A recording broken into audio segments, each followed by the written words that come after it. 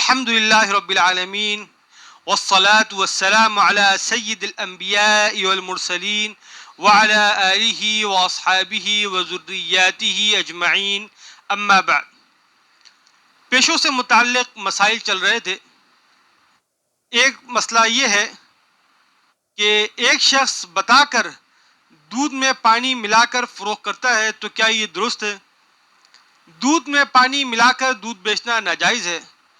البتہ اگر ایک شخص بتا کر بیچ رہا ہے کہ میں دودھ میں پانی ملا کر بیچتا ہوں، یا وہاں کا عرف ایسا ہے کہ معلوم ہے سب کو کہ یہ دودھ میں پانی ملاتے ہیں اور وہ خالص بول کر نہیں بیچ رہا، تو اس طرح جائز ہے۔ لیکن اگر پانی ملا رہا ہے اور خالص کہہ کر بیچ رہا ہے تو یہ ناجائز ہے۔ اسی طرح سوال یہ ہے کہ کیا حرام گوشت خرید کر بلی کو کھلانا جائز ہے؟ حرام گوشت کھانا اور کھلانا سب ناجائز ہے، اور اسی طرح حرام گوشت کی خرید و فروخت بھی ناجائز ہے۔ خرید کر بلی کو کھلانا بھی نہیں چاہیے، بلکہ اگر جو لوگ بلیاں پالتے ہیں تو ان کو چاہیے کہ حلال جانوروں کے جو گوشت ہوتا ہے یا چیچڑے وغیرہ ہوتے ہیں وہ خرید کر بلی کو کھلا دیں۔ اسی طرح سوال یہ ہے کہ کیا شریعت میں نفع لینے کی کوئی حد مقرر ہے؟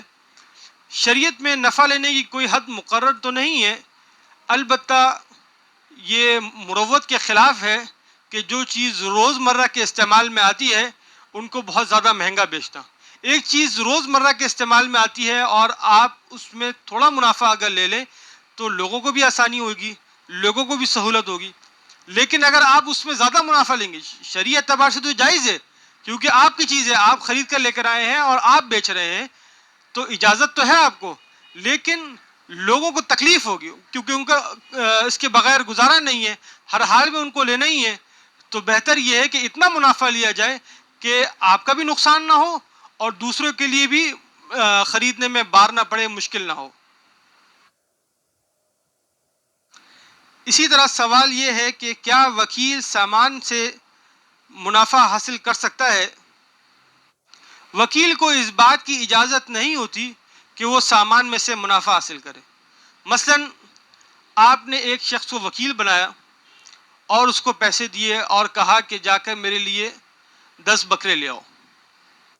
وہ منڈی گیا اور وہاں جانے کے بعد 20 ہزار روپے کے بکرے خریدے، اور خریدنے کے بعد آپ کو 22 ہزار روپے کے حساب سے بتا دیے اور بتا کر آپ کو بیچ دیے 10 بکرے۔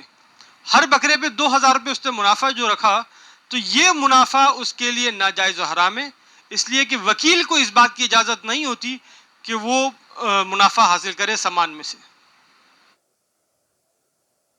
اسی طرح سوال یہ ہے کہ کیا حشرات الارض کی خرید و فروخت جائز ہے؟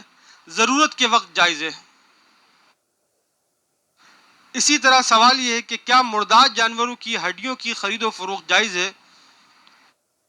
مردار جانوروں کی ہڈیوں کی خرید و فروخت، اگر ہڈیاں گیلی ہیں، تر ہیں، تو ان کی خرید و فروخت ناجائز ہے۔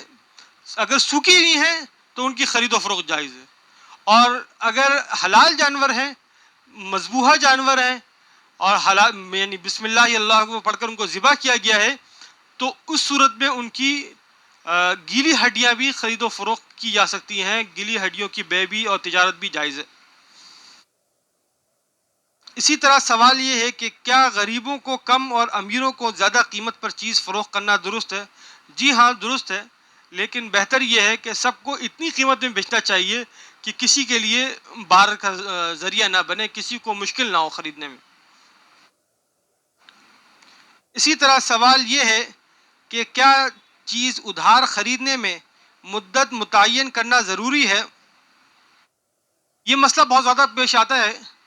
اکثر لوگ مارکیٹ جا کر سامان لیتے ہیں اور کہتے ہیں کہ بھئی ہمارے حساب میں لکھ دینا، اور مہینے کے آخر میں وہ پیسے دے دیتے ہیں۔ تو یہ مسئلہ سننا بہت ضروری ہے۔ مختلف اشیاء میں ادھار خرید و فروخت کی صورت میں قیمت کی ادائیگی کی مدت متعین کرے بغیر بھی سودا کرنا جائز ہے، البتہ 3 باتوں کو ذہن نشین کر لینا چاہیے۔ ایک تو یہ ہے کہ جس وقت بیچنے والا چیز بیچ رہا ہے، اپنے خریدنے والے کو دے رہا ہے، اس وقت قیمت بتا دے، قیمت طے کر لے اور قیمت بتا دے اس کو. یا پھر یہ کرے کہ معاملہ جو ہے مارکیٹ ریٹ کے مطابق آپس میں طے ہو جائے، یہ صورت بھی جائز ہے. یا پھر اس طرح کرے کہ جس وقت اشیاء کی قیمت کی ادائیگی کا وقت آئے تو دونوں باہمی طور پر اتفاق سے معاملے کو طے کر لیں. البتہ تاخیر اتنی درست ہے کہ جو عرف کے مطابق ہو، عام ماحول کے مطابق ہو.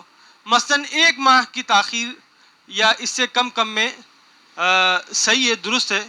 زیادہ بھی ہو سکتی ہے، لیکن عموماً ہوتا یہ ہے کہ ایک ماہ کی مدت ہوتی ہے، 1 ماہ میں پیسے دے دیے جاتے ہیں. تو زیادہ تاخیر کرنا یا ٹال مٹول سے کام لینا جائز نہیں. صدق اللہ العظیم.